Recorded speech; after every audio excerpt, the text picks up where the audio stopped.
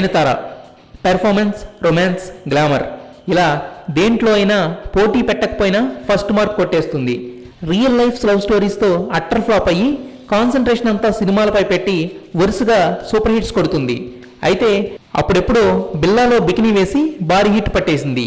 అయితే ఆ సినిమాలో హీరో అజిత్.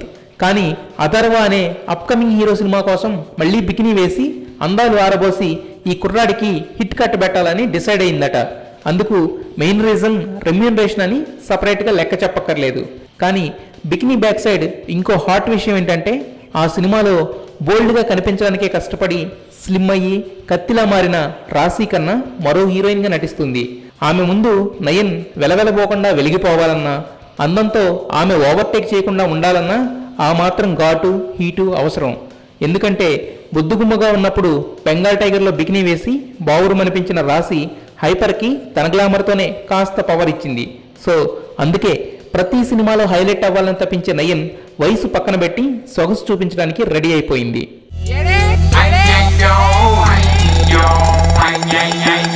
అరే బతకడానికి ఏదో చేయాలంటే పందికి నాకు పెద్ద తేడా ఉందిరా. ఇప్పటికైతే పెద్ద తేడా ఏం లేదురా.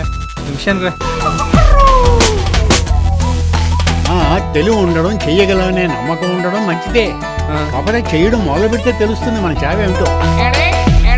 ఎరా పని చేయాలని మూడు వచ్చిన ప్రతిసారి టెంకాయలు కొట్టి శిలాపాలకాలు పెట్టే మంత్రిలా కనపడుతున్నానా?